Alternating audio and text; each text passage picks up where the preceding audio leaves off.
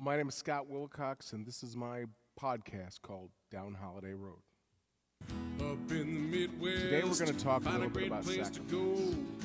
In the last Pick up episode, I a talked about guitar my and grandpa watch a and how my corn grandpa grow. sort of just dropped everything to Sitting become on my the father front figure when my porch, father sipping died. on a cup of Joe. Well, I probably Way didn't tell enough down about this, but Holiday he made a Road. lot more sacrifices than just that.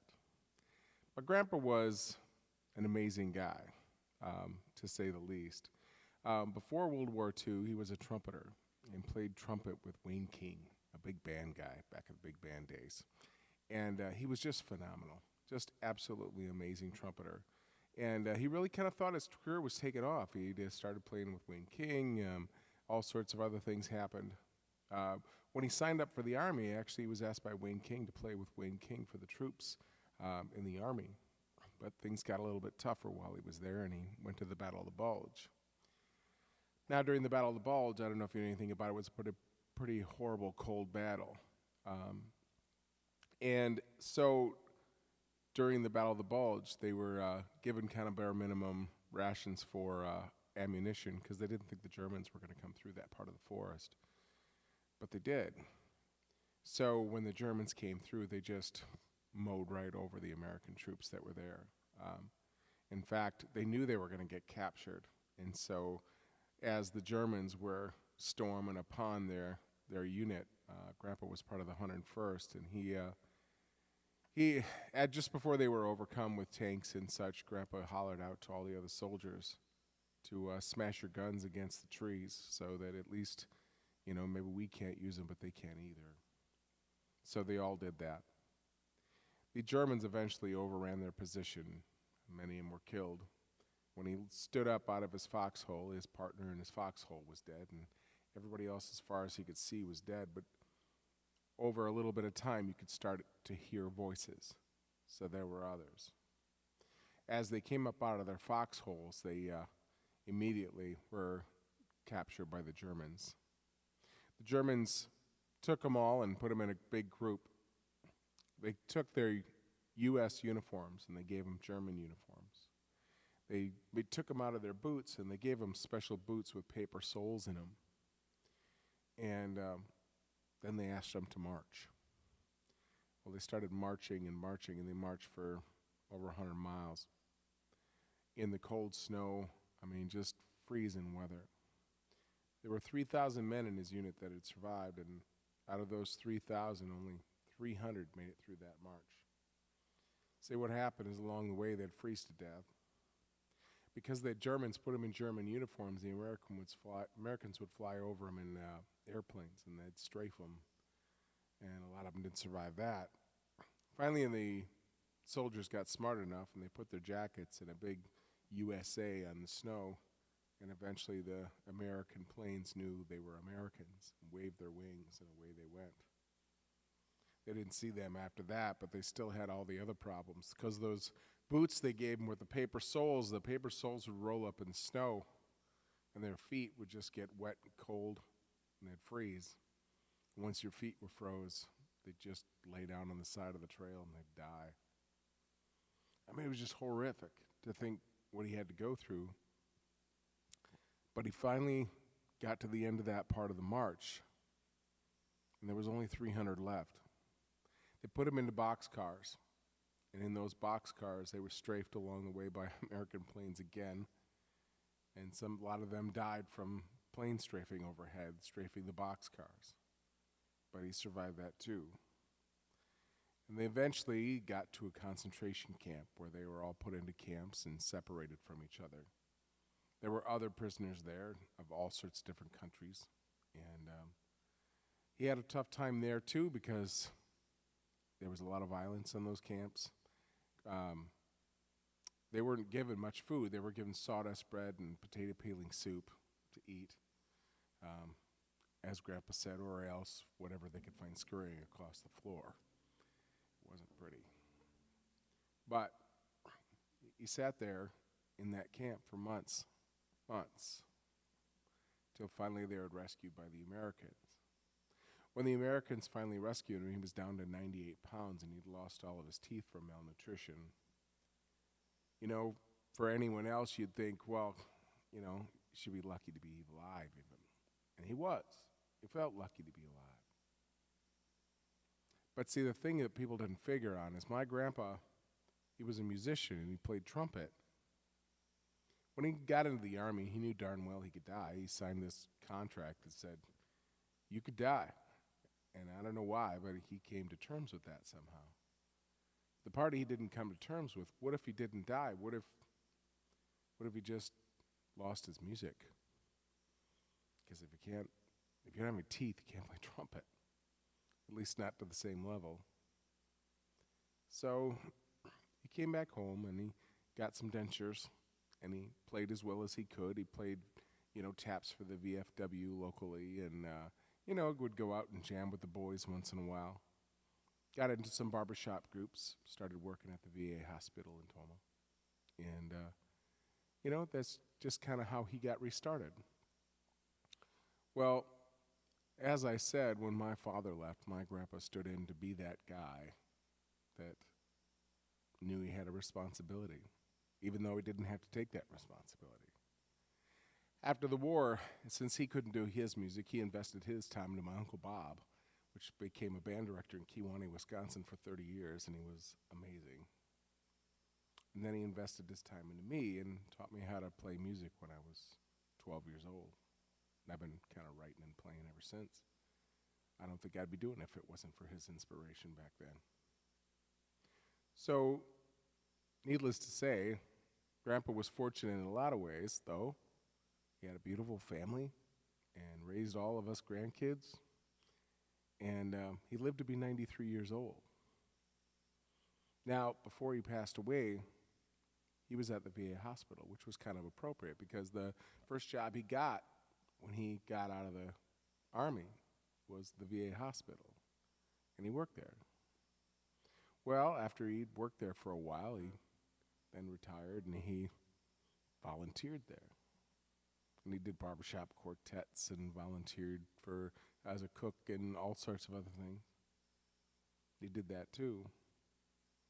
And then when it was his time to go, he died there. So needless to say, the VA has a pretty important place in our heart. But before Grandpa passed away, I made sure that I went to see him as much as I could. One of those particular days, I went to see him. I came in the door, and a lot of times when you come into the ward where someone's at, you see kind of the same people there, as patients, whatever, and they're always kind of mulling around that area towards the door. So as I came in, I ran into this guy, and what really stuck out to me was he was younger than I was, which was unusual, and he was sitting in a wheelchair, and he'd lost his legs. And he looks up at me, and I got this guitar backpack thing that I always kind of carry around with my guitar, and he says, "Hey, can you play me Amazing Grace?" I'm embarrassed to say, at the time, I didn't know how to play Amazing Grace on the guitar. I was kind of just learning at the time. And but Grandpa said, if you know the 3 chords, you can play any song in history. So I figured out 3 chords and played a miserable version of Amazing Grace for the guy. After I got done singing the song, he just looked at me and he shook my hand and he said, "You have absolutely no idea how much that means to me." Well, quite honestly, I didn't. But I figured, I just shook his hand and I said, "Thank you so much for your service." And away I went. Man, I didn't know what else to do, Here's a guy who sacrificed everything, and what have I sacrificed, It's kind of humbling. So I moved on, went to see Grandpa. We had a great time. But a few days later, I came back again, and I thought I'd run into that guy, because a lot of times, like I said, they're all kind of hanging out there. But weirdest thing, the guy wasn't there. But this male nurse comes running up to me, and he's like, "Oh, my gosh, what did you say to that guy in the wheelchair last time you were here?" And I was like, he's kind of a big guy, so I was a little intimidated, And so I said, well, I didn't say much of anything to him. Actually, he asked me if I'd sing Amazing Grace, so I sang him the song, and that was it, really. And he looks at me, And he's like, oh my gosh, that's incredible. And I kind of laughed because I was like, actually, it was a pretty horrible version of Amazing Grace. And he says, what you don't understand is that guy wasn't in here because he'd lost both of his legs. He was in here because he was suffering from post-traumatic stress disorder. 2 years earlier, in the Persian Gulf, he'd lost his legs in an IED explosion. And it was so horrific for him that since the day of that injury, he hadn't spoken one word. I mean, they call that selective mutism from the stress. And the very first words he spoke was, can you sing me Amazing Grace? Now, I kid you not. I was shocked. From the time I was this big, whatever, all I wanted to be is a rock star, you know? And I realized in that moment that life's not at all about being a big rock star. It's about making a big difference.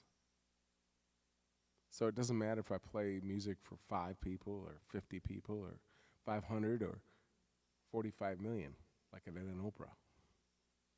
It's not about the number of people. It's about that chance that just maybe I get the opportunity and the blessing to be able to play for somebody who just really needs the song. So I keep playing. So this is a song I wrote about that experience, and it's a song called Locally Famous, Widely Unknown. Then after that, I'm going to sing you my grandpa's song, which is a song called Germany in 43. It goes like this.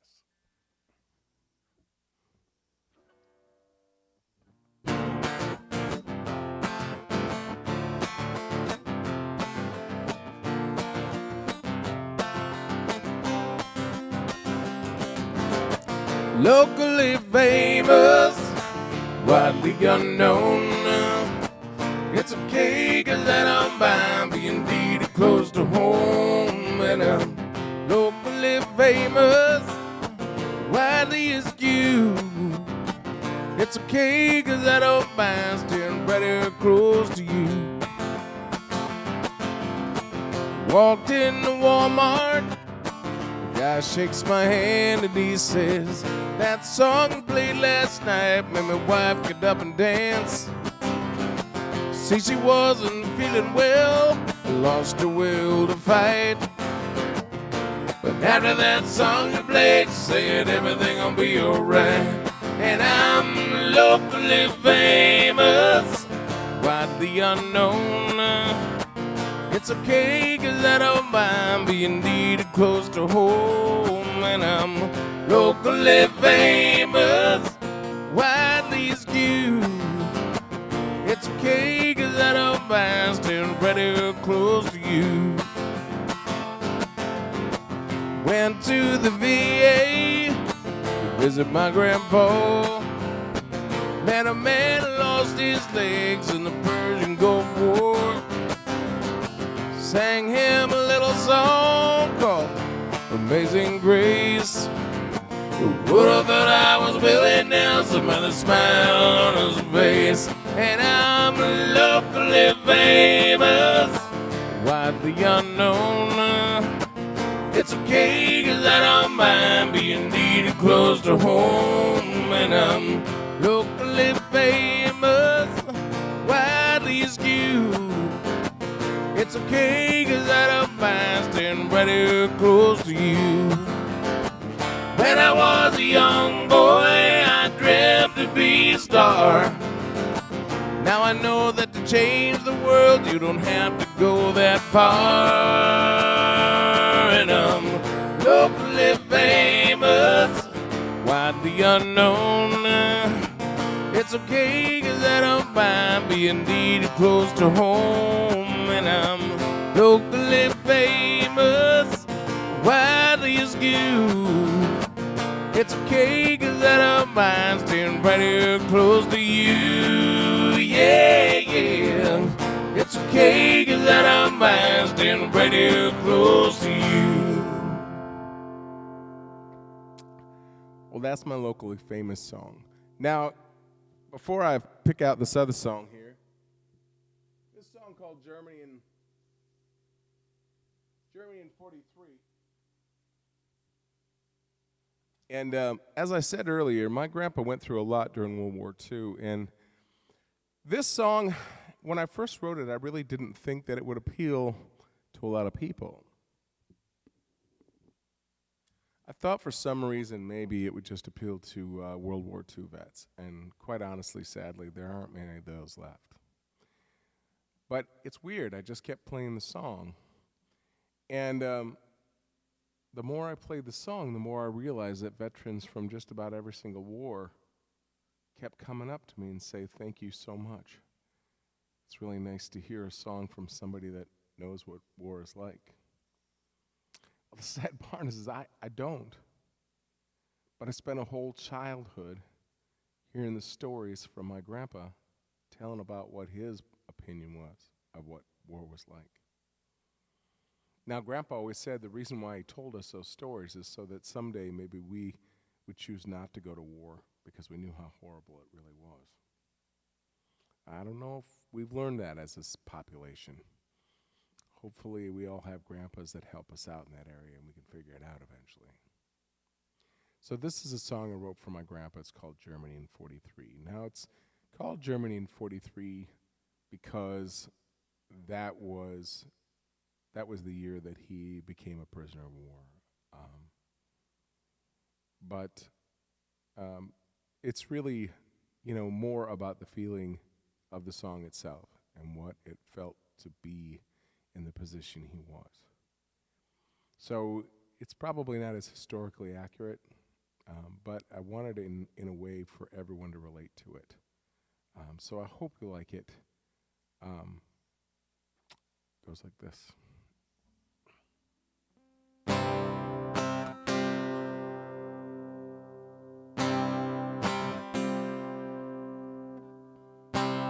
Grandma wrote me in the winter of 43. She asked me if I knew who was winning the war. She said Bobby and Sandy were growing strong. She let me know the latest Packers score.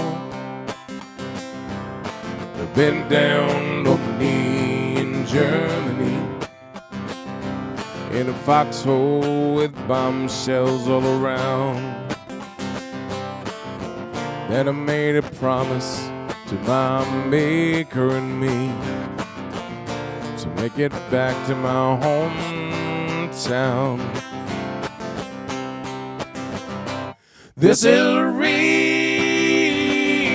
this is how it was for me on a field in Germany in 43.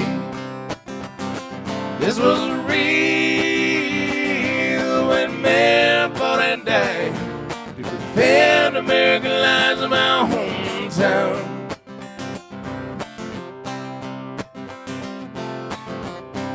I got captured in the woods in Germany. They took my clothes and they even took my boots. Went for a long march, 100 miles or more. Buddies were dying there by the score. Then I bent down on my knee in Germany, with bullets and bombshells all around. Then I made a promise to my maker and me to make it back to my hometown. This is real, this is how it was for me on a field in Germany in 43. This was real when men fought and died to defend American lives in my hometown.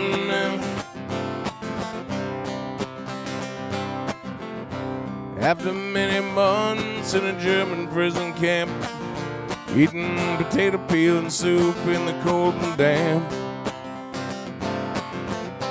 I looked up into that cloudy German sky. I felt that I could cry when I folded my hands. I bent down on my knee in Germany. shelling stopped and just couldn't hear a sound.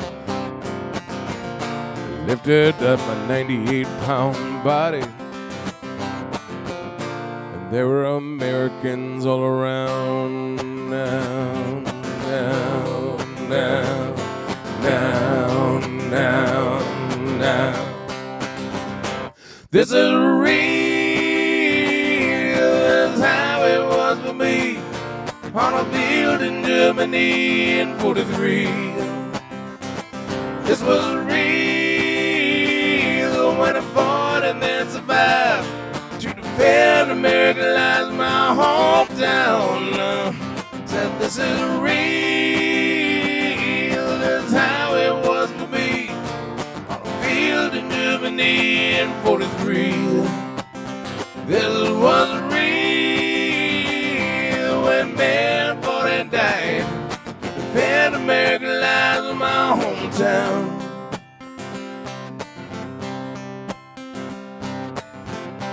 I stepped off the plane and kissed my little girl, and never forget that smile upon her face.